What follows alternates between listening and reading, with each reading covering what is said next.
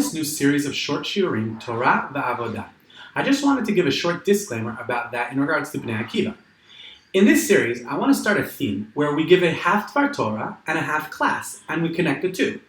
Torah va'avodah in the Bnei Akiva sense is of course talking about the combination, the intertwining of the two, and promoting, encompassing our daily lives with Torah. So after saying that, since this is the first chapter of our series, I'll explain a little about what I want to achieve, and also a call on anyone who'd like to join me to feel free. I come from the computer high-tech world, and a little while ago, a person asked me where he should put his pictures for safekeeping. I told him, you should put it on the cloud in some storage. He asked me, where's the cloud? So I thought a second, and I asked him, what do you think the cloud is? And his answer was such a great answer, which I will never forget. It happens to be the most incorrect answer I could imagine, but a great answer nonetheless. The guy said, well, I have Wi-Fi in my house. Wi-Fi is internet in the air of my house. So I guess that when that data on the internet gets put together, a cloud of data is formed in the air. So that's the cloud. So as I said, that answer is an amazing answer, albeit a very wrong one. That conversation led me to do a few classes for people in my neighborhood. I called the classes High-Tech for Dummies. Not to diss anyone who came, just to sort of bring high-tech terms and teach them in normal human being terms.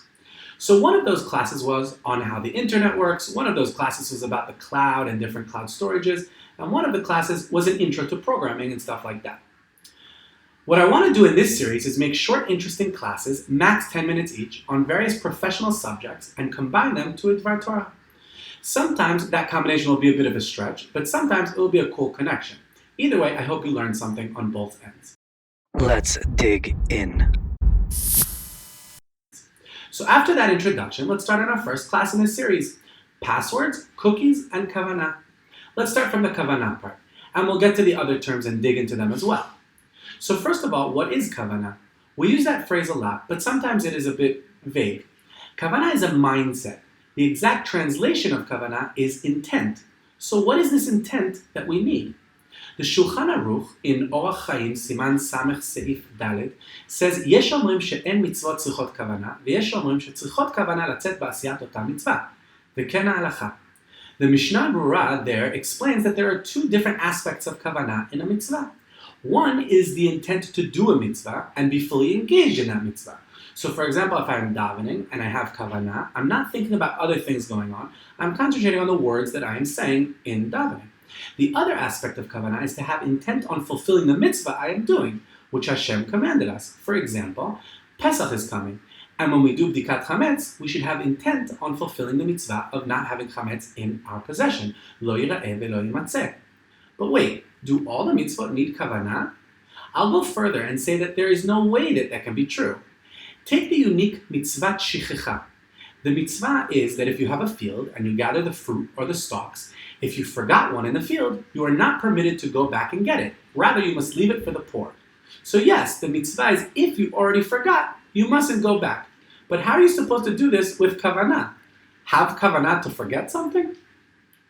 In fact, to the halacha, there are certain mitzvot that we are yotzei doing them, even if we do not have kavanah for that mitzvah. Like, for instance, v'ahavta l'reacha kamocha.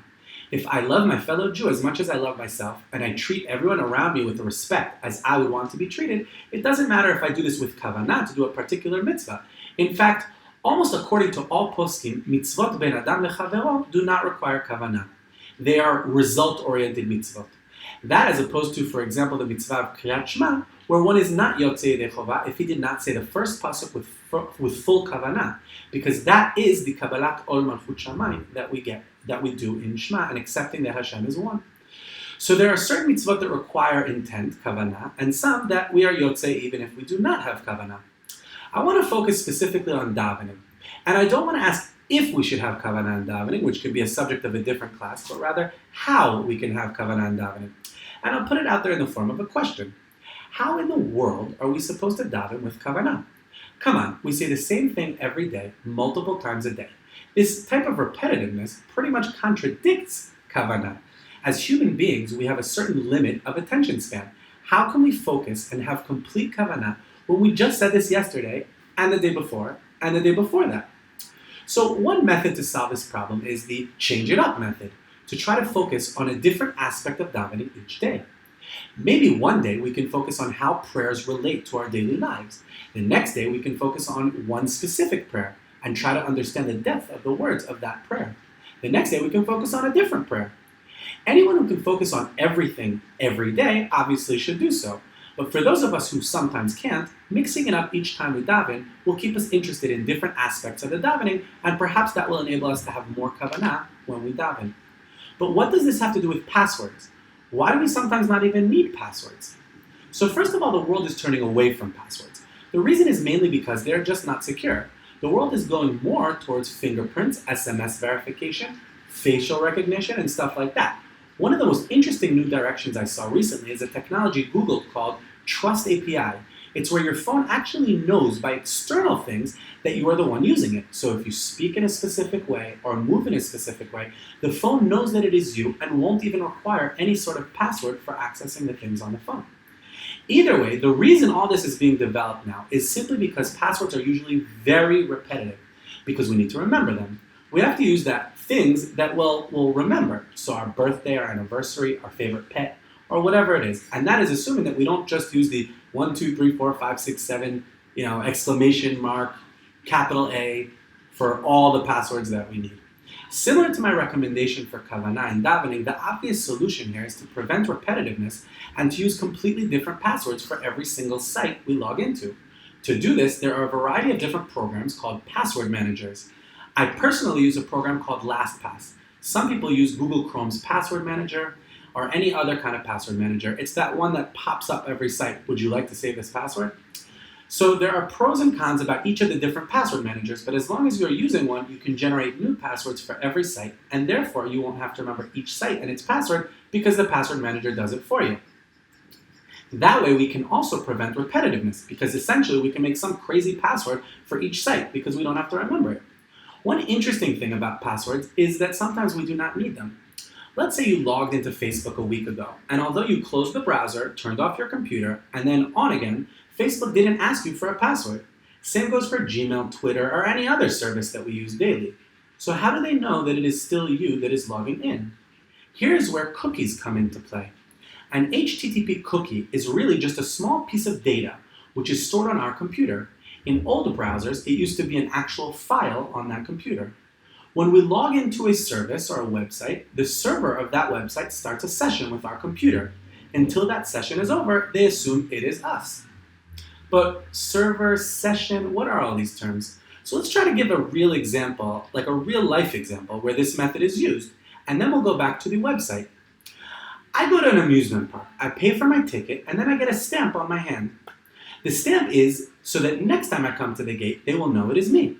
The stamp can change daily or weekly depending on whether I bought a day pass or perhaps a week pass. The exact same method is used when I log into a website. The website gives me a stamp. In computer terms, this is called a cookie. Then the next time I want to log into that site, my computer, the one who has the cookie, sends that cookie to the website, and the website decides whether that cookie is still valid or not. If it isn't, it requires me to log in. Sometimes on websites, I have a remember me on this computer checkbox.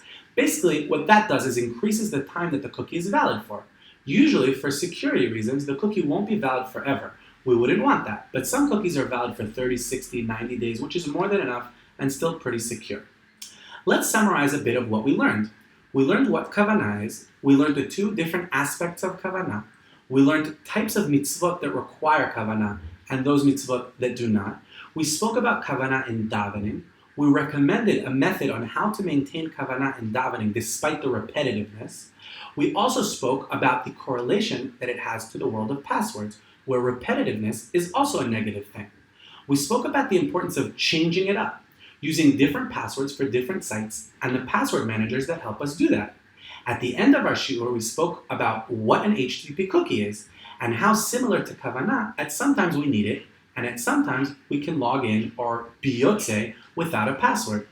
I hope this taught you something, and I'd like to call on any person watching this to think about their professional life, things they learned in university or school, things from their day-to-day jobs, really anything as long as they can teach it and connect it to a Dvar Torah, and enlighten people in this series of Torah v'Avodah.